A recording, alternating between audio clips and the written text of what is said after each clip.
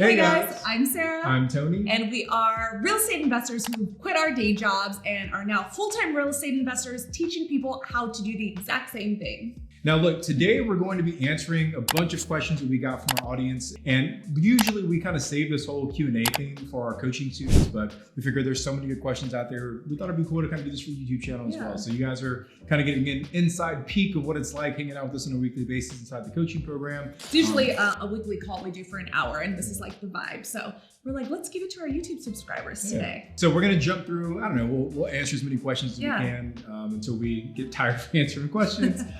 And hopefully you guys get some value from this. So let's jump into the first question. Question number one, how do you handle difficult guests who may be demanding or have unrealistic expectations while still maintaining a high level of customer service? So baby, you're more of the operations guest communication queen. That's a tricky one. I think I would start by telling them to shut the up. I'm just kidding. I would not say that, but that's genuinely how you feel. Sometimes. Girl, sometimes. What do you mean sometimes? I mean, like, yeah, I mean, sometimes guests have complaints that are like legitimate, you know, and it's like things that we're like kind of embarrassed about, you know, but yeah, other times it's just like guests being super unreasonable. Repeat the question. What's the question? What did it say? How do you handle difficult guests who have difficult and demanding? Unrealistic expectations. So that is not okay. Yeah, that's true. Just because you're in the customer service space, it's like, let's say you worked at Target and someone's coming in with a return. Valid that they want to return whatever they want to return. Let's say they don't have the receipt, they don't remember what card they use, they want to return it damaged or dirty. Like, you feel me? Yeah. So like I feel like we do a decent job of like, even you can tell when someone's going to be unrealistic or like demanding a lot of times before they even check in. And it's like 1000%. There's like hella red flags you should look out for. Yeah. And like we try and tell those people like, hey, look, you know, Mr. or Mrs., whatever your name is, we don't think that we're going to be able to keep you happy if you check in on our property. We're happy to give you a full refund. And here are 3 other listings that are available for your stay for the night you booked that we think you might enjoy more. We've literally said that to people. And the reason for that is because I promise you guys, you will get another booking. That stress that person is going to put on you during that duration of their stay is not worth the money that you would have pocketed. Yeah. Unless it's like a luxury listing and you're about to make bank. Yeah, but luxury listings are different because like, you know, almost all of your properties or all of your guests are going to be almost unrealistic because they're spending so much money. But if you're like the average host, you know, where you don't have a listing that's going to command $1,000 a night on average, like, then yeah, I think you have a right to kind of weed out your guests that way. Yeah, so I think we learned the hard way. When we first started out, we were like we were at the guests' like mercy, like on our hands and knees, like serving them a platter with like freaking charcuterie, pretty much. Not literally, figuratively, right? But it just was exhausting. I was like, damn, bitch, like how many requests do you have? It's just like super exhausting. You will eventually get to the point where you're like, look, this is my business. You are coming to my business. You are not my business, you know? So I think it took me a while to flip that narrative in my head because I come from a customer service background where it was like the customer's always right. And that was my vibe. And Tony would tell me like, babe, why are you tripping so hard? Like, why are they asking for more towels when they just checked in? Like, it doesn't make any sense. But I was trying to please the guests over and over, and it started to take a toll on me, and I started to not enjoy the customer service aspect, which I generally do enjoy, you know? So I guess my answer, and advice to that question is set boundaries for yourself, like from the jump. I think it'll take you a little bit to figure out what those boundaries are. So if you guys see these red flags before they check in, I promise you the best choice is to just nicely tell them that they shouldn't stay in your property and give them a full refund. And that might annoy them, don't you think? Yeah, but I mean, it is what it is, you know? It's like better that they're annoyed and not at your property than them be annoying at your property. There's a story of the CEO of Southwest, and you know, Southwest it's not like Frontier or Spirit cheap, but obviously Southwest is like kind of a budget airline. There's no first class, like there's a lot of things you don't get. There's no assigned seating. And there was this customer who flew Southwest often, and every time she flew, she would complain. And she ends up writing an email to the CEO, just like complaining about like, so ridiculous. Yeah, all the stuff that I said, like lack of first class, lack of assigned seating, etc. The CEO's response was like a 3-word email. It said, or maybe it said, "You will be missed. You will I be remember missed." that. Yeah. So like basically like, dog, we're not worried Bye, about you. Felicia. That's what that meant. Get out of here. So I think as an Airbnb host, you almost have to have that same mentality where you always want to be focused on giving them an exceptional experience. Yeah. But you also need to understand that there's probably a limit to where that, exceptional customer service can go. So weed out the people that don't have. So don't be no bitch. Question number 2. How do you handle situations where a guest damages your property or violates your rental agreement? And what steps do you take to seek compensation? That's a juicy question. Yeah. I mean, we've had a lot. I mean, look, first we should say like guests are always like things are going to break. 100%. I don't know a single host that has rented their property out for any significant period of time without things breaking. Whether it's like a mug, a lamp, a bear statue, a bear. White couch, a rug, patio furniture, like anything. Anything that goes into the house is going to get broken at some point in time. We're exaggerating, but no, one of our friends, Rob Bill, he just told us that someone took his stove. What? Like a guest checked in and the stove was He gone. literally texted us like, "You guys won't believe this. Someone just took my stove." Yeah. Our condolences go out to you, Rob. I know that must have been a headache to tell your next few guests. So anyway, our point is when you're dealing with the public and you have dozens, sometimes 30, 40, 50 people coming to your property on a monthly basis, things are going to break. Just don't freak out when it happens, expect it, and just kind of roll with the punches. But the way that we handle it is first, you got to get as much evidence as possible. Because when something breaks, well, I guess first let me take a step back, right? Like the first thing you need to know is like, is it worth even bringing up to the guest? Yeah. If it's a small expense, like if someone breaks a cup or, We personally don't trip off of that. I feel like that is such a tiny thing and probably an accident. Yeah. I'm sure a lot of them are accidents, but that is such a common accident, It's such a small expense. Yeah, we don't trip off of small things like that. But if it's a larger thing like the sconce light when there's only 2 on the bedside, that's pretty annoying. So that we would charge. Yeah, but I think the worst was we bought a couch. It was a brand new white couch. Stupid, I know, that was my fault. Yeah, For getting a white couch. We had one good guest, and the second guest checks in and ruins the couch.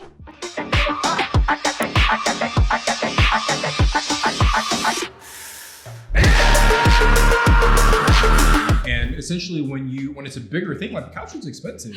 Yeah, it was super from expensive. articles, really cute. Yeah, it was a really nice couch. And when it's a bigger expense like that, obviously you can just eat it as the host and pay for it yourself, or you can open up a claim with Airbnb and essentially you start going to war with the guest. Yeah. So if you do decide to open up a claim, that's air cover. Yeah, that's what air cover is. Yeah. If you do decide to open up a claim, you need to have as much evidence as possible. Photographic proof, video proof, receipts, documentation. Even on the messages, so like message your guests. Like you always want to keep as much of your communication with your guests on the platform as possible.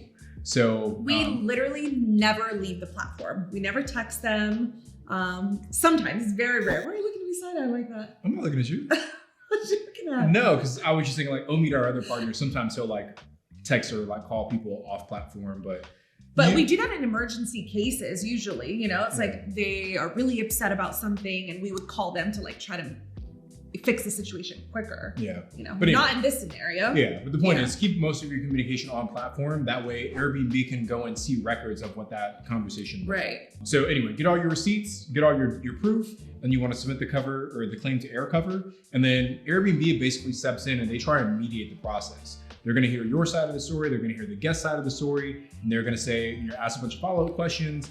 And then at the end, they're going to make a determination to either say, hey, we're siding with the guest and they're not going to pay you anything, or we're siding with you and they're going to have to pay you everything. But more likely than not, they're going to fall somewhere in the middle that says, both of you guys are kind of right. So you're not going to get everything you want, but you're going to get something. And that's what happened with us. It depends on the situation for sure. But before you get a rep involved, you actually submit a reimbursement request to the guest. That's true. And they have an option to approve or deny it. That's true. So if they're like, own it up to it and they're like, yeah, I totally broke your whatever. Yeah. They can just accept it and pay for it, and Airbnb never even gets involved. So we did that with this couch, right? We we put the request in, sent the photos like, hey, you damaged the couch. It was not like this.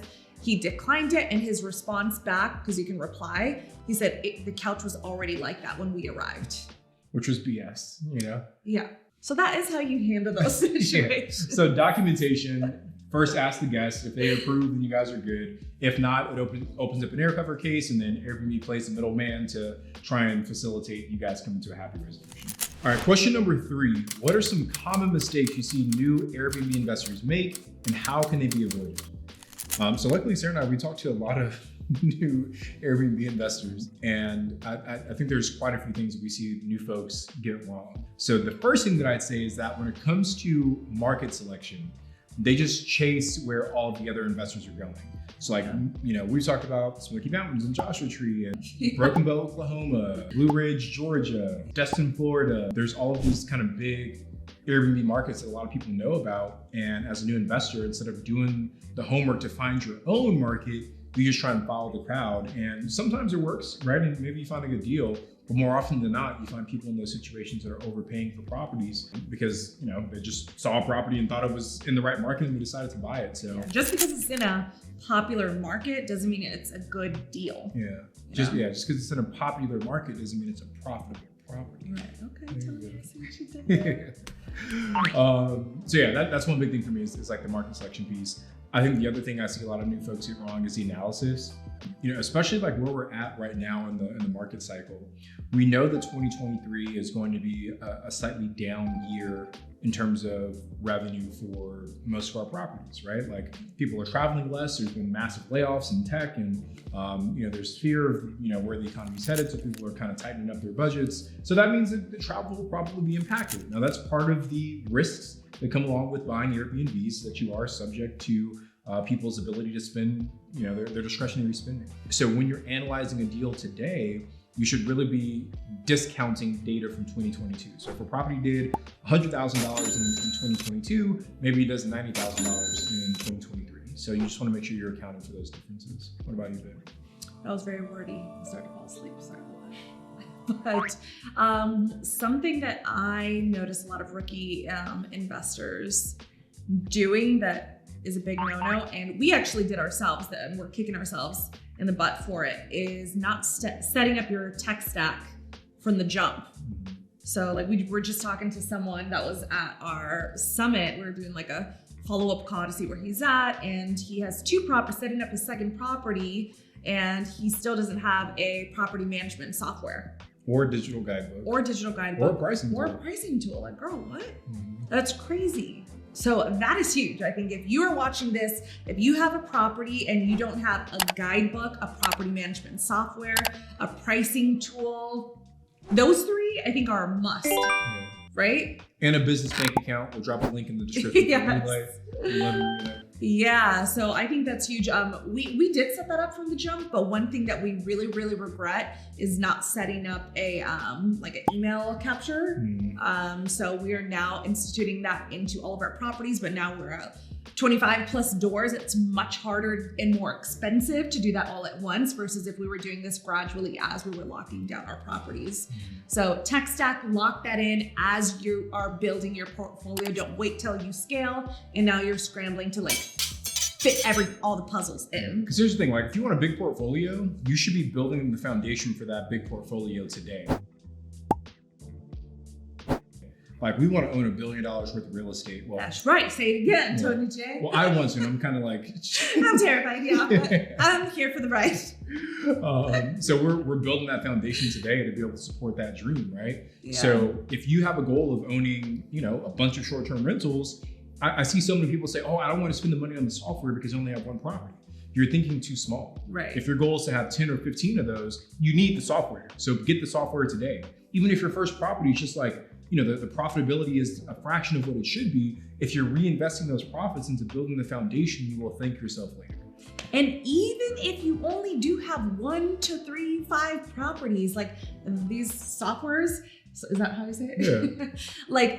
the amount that it costs to use them is by far way greater of value. Wait, did I mess that up? You get what I'm saying, right? Like what it provides for you and your time and your sanity and running a smooth sailing business is worth way more than whatever that price is per month that they charge. So literally, we are huge advocates of setting those 3 up. So take our advice, set those up from the jump. Yeah, and honestly, like if your property can't afford the software stack, then it probably wasn't the right property to buy. Right. Like seriously, like you should be able to afford all of your software and still turn a profit every single month. So if your margins are too thin, then it might be the wrong property. Great advice. All right, question number 4. What are some unexpected challenges you faced as an Airbnb investor that most people don't anticipate? Ooh, that's a good question. Yeah, this is a good question. I think for me, the biggest headache that I had, and this was like squarely on my shoulders because Sarah didn't do anything with this. I'm like still very confused by all of it, honestly. Yeah, and she still sucks at uploading receipts. The biggest challenge for me was the bookkeeping piece. So when we only had one property, I was doing it all myself. Like I was taking all of the receipts and tagging them and categorizing everything. And by the time we got to like 5 properties, I was like losing my mind. Dude, like he's not joking. He was like a bitch every time there was a receipt, like an expense. He was so catty. I was like afraid of you during that period. Seriously, he was pretty evil. So, okay, continue.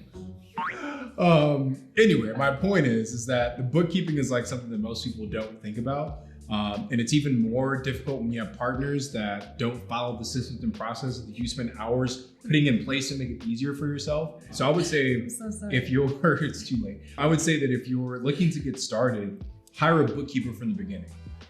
We just recently hired like an amazing bookkeeper and like having her on board has like helped our business so much because she understands real estate investing. She understands Airbnbs and she's able to give us guidance on how to correctly set up our books. So that way when we go to file our taxes at the end of the year, our books are super clean, everything makes sense, and the tax prep is a lot easier for us. So that would be one thing that I'd say a lot of people overlook is getting your books set up correctly from the beginning. Yeah, and that's super important. Yeah, because like, look, a big part of the reason why people invest in real estate is for the tax benefits. Right. But if your books are all screwed up and like you can't make heads or tails of what happened, there is no benefits. Then there's no benefits, right? Or you're going to be scrambling at the end of the year, which was us for like the last 2 years. I felt really bad about it, honestly. I really regret not uploading the receipts better. Yeah. I'm so sorry. I am still trying to improve on that, but I am learning, okay? What's the question? Unexpected challenge that I've faced personally since I do more of the guest-facing stuff is dealing with challenging neighbors. Wait, should we tell the story of the neighbor that we just called? Yeah, sure. We're still very confused about the situation, but anyways, there are just going to be some neighbors that don't care about that you're an Airbnb, and or that hate that you're an Airbnb. Yeah, and I didn't expect that until we came across that kind of neighbor. Right, just to give you guys some context, right? We had one neighbor that was shouting racial slurs to our guests from across the street. He was so awful, misogynistic. So we had a guest that were a couple. They were a lesbian couple, and he was shouting all kinds of crazy things about them being gay. They were scared, you know. They were scared. Yeah. And the crazier part is we found out this guy runs a daycare, which is like, anyway. We've had guests, neighbors throw rocks at our guest's car. We've had neighbors call the county on us. Call the cops. We've had neighbors, like all kinds of crazy stuff, right? So it's just, I don't know, it's part of the challenge. Yeah, so I think that's something that we've had to learn along the way. That was something so unexpected to me. I was like, oh my God, we're like making the neighborhood better. And we're so friendly. Like whenever we do lock in a property, we go out of our way to try to meet all of the neighbors, introduce ourselves, let them know that we are only a phone call away, exchange numbers. Like if there's anything that happens, feel free to call us. And they don't care. You know, so that was a big eye-opener for me. And a way to work around that, I think, is just understanding that you just can't please everybody. You know, at the end of the day, this is your business and you want to be on the neighbor's good side as much as possible. So like there's the other one on Terrace. She was so anal about a bush that was on our property, and it was like unkept, like bushy bushes everywhere, right? And then we were like, oh, we need to clean like our yard up. It looks crazy. So that was like one of the first things we did when we set up the property. And she came over and told us like, you can't cut that bush down because the quails come here every morning. And I was like, oh, okay, well, do you want the bush? I can cut it and give it. I don't know if I was an asshole for saying that, but like, I was like, girl, how are you gonna tell me what bush I can cut on my own yard? Yeah, so anyway, you're gonna have like a wide variety of neighbors. So I think Sarah's point is like, yeah, understand you can't please everyone. But the other piece, and the super important piece, is understand what the policies are for your neighborhood. Right. Because like we had guests complaining about our lights outside, but our lights aren't violating any policy. So that was the example Tony was like, should we talk about that neighbor? So this neighbor keeps complaining about our lights. The county keeps calling us because they have to. When a neighbor complains, it's part of their policy to call us and inform us of this call. And the county representative is like, I'm calling to let you know that your neighbor complained, but I'm also calling to let you know that you are not in violation. Yeah. And we're like, okay, cool. Thank you for the awesome phone call for the third time. Yeah. You know? So we strip, what's it called? Skip traced. Not strip search. We skip traced that neighbor's phone number. I thought we had his number. I couldn't figure out where I saved it, so I didn't have a way to contact him. So we skip traced it, got his number, called him, and I was like, hey, Joe, like, I'm Sarah. I met you a long time ago, like 3 years ago when I bought the property. Do you remember me? He's like, yeah, I remember you. I was like, my recent Airbnb guest told me that, because he initially wasn't living there. He was renting. Yeah, he had a tenant. And I was like, our guest just had to leave last weekend, escorted by the cops because someone at your property was so aggressive, throwing rocks at their car, yelling profanities at them. Like, do you know like what happened? And our Ring camera, like, we're like swapping accounts right now, so there was like a weird. We didn't have recorded footage, so we couldn't figure out like which neighbor, but we had a pretty good hunch it was that neighbor's tenant. Because they've done stuff like that before. And not a hunch, the guest told us it was this side of the house. Yeah, like, that's true. It was this neighbor. So we called this guy, right, skip trace, whatever, telling him the story. He's like, I don't know, no. And I was like, you have a tenant there, right? He's like, no, I live here now. I was like. And we're like, you have no recollection or like memory of like cops being called? Yeah, he was like, no, cops? No. So it was just like very And then he was like, but I did call the county about the lights. I was like, this is the that's calling over the lights? So our whole point is that you're gonna have neighbors that aren't happy about you running an Airbnb business. And I think the best way to handle that is just try to be on their good side. And if you are, just know you can never like win them over. It is what it is, right? Just follow the policies of that particular, I'm losing my train of thought. Like the ordinance? Yeah, the ordinance. Yeah, the laws of that area. And then that's all you worry about. All right, so hey, we hope you guys enjoyed that. This is literally what we do every single week with our students. Sometimes it's so fun. Yeah, it's real conversational. Sometimes it's Q&A. Other times we teach things directly to our students. So if you guys want to join this community that we're building, and we're super excited about this, like we know that there's a lot of gurus out there that have their coaching programs. We really invested a lot of time into making sure that ours can give every single person that joins a level of accountability and hand-holding that really helps them achieve their goals. Yeah. And we're excited about it, So look, if you want to learn more about the program, head over to therealestaterobinsons.com/book a call, and you can get on a free call with our team. Nothing to lose from learning about the program, and we hope that we can help you change your life. That's our goal. Yeah. Well, hey, that's it for today, guys. I'm Tony. I'm Sarah. And we are the Real Estate Robinsons.